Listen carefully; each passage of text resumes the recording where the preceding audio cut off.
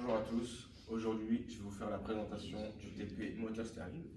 Donc dans un premier temps, je vais seulement vous présenter les différents éléments que composent ce banc TP. Tout d'abord, ici on a un générateur qui est relié à une pompe, comme vous pouvez le voir ici. Donc, ce qui va nous permettre de pomper l'eau jusqu'au moteur.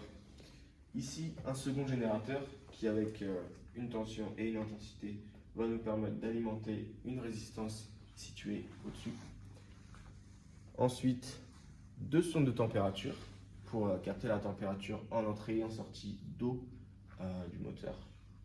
Un peu plus loin, une centrale d'acquisition qui va nous permettre de connaître la pression d'air dans l'enceinte du moteur et la vitesse de rotation du moteur.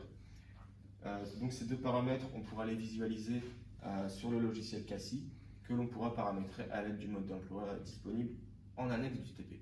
Donc, comme on peut le voir ici, ce moteur Sterling possède un piston moteur juste ici et un piston déplaceur juste au-dessus.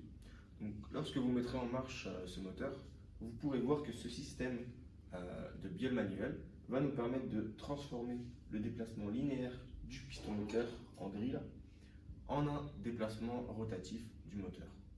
Donc, dans la première partie du TP, notre moteur fonctionnera en cycle moteur, c'est-à-dire qu'il nous apportera un travail en échangeant de la chaleur avec une source chaude qui est la résistance juste ici. Et cette résistance sera alimentée par le générateur ici. Et en deuxième partie, notre moteur fonctionnera en cycle récepteur. Donc on lui enlève la source chaude en la remplaçant par ça et en rajoutant un capteur de température. Donc dans la deuxième partie, après avoir enlevé la source chaude et rajouté un thermocouple de type K, notre moteur fonctionne en cycle récepteur. Donc c'est à nous de lui envoyer un travail. On se retrouve sur cette diapositive pour parler des différentes étapes que compose le cycle moteur du moteur Sterling. Dans un premier temps, de 3 à 4, nous avons une détente isothermique, c'est-à-dire que le gaz chaud va fournir un travail en poussant le piston moteur, ce qui a pour conséquence d'augmenter le volume. Ensuite, nous avons un refroidissement isocore. Donc le piston déplaceur a envoyé le gaz au contact de la source froide, donc la température et la pression diminuent. Cette diminution, on peut l'apercevoir sur le logiciel CASI. Ensuite, de 1 à 2, nous avons une compression isotherme. Donc entraînée par le mouvement du volant, le piston moteur remonte et va fournir un travail qui va compresser le gaz dans le cylindre.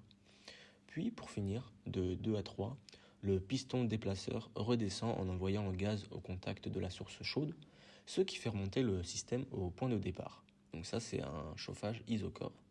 Et donc après ça, le cycle recommence jusqu'à l'arrêt du moteur Sterling. Ensuite, il faut comprendre que le moteur Sterling a deux modes de fonctionnement différents. Soit il fonctionne en mode pompe à chaleur, soit il fonctionne en groupe froid.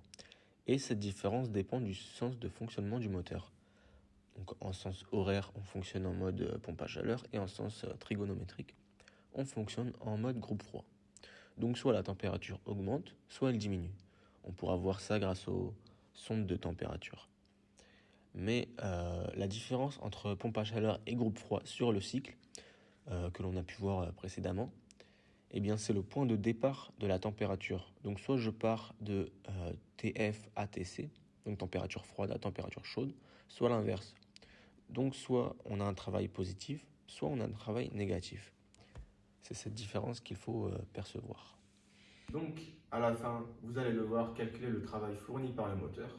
Donc pour ce faire, on sait que le travail est égal à moins l'intégrale de PDV, qui correspond à la surface que vous allez trouver dans le diagramme PV dans le logiciel CASI.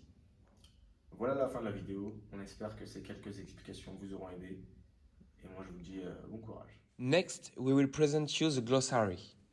In first, we have steering engine, refrigerating machine, its pump, Carnot cycle, its saucy, cold saucy, isothermal expansion, adiabatic expansion, isothermal compression, pressure, volume.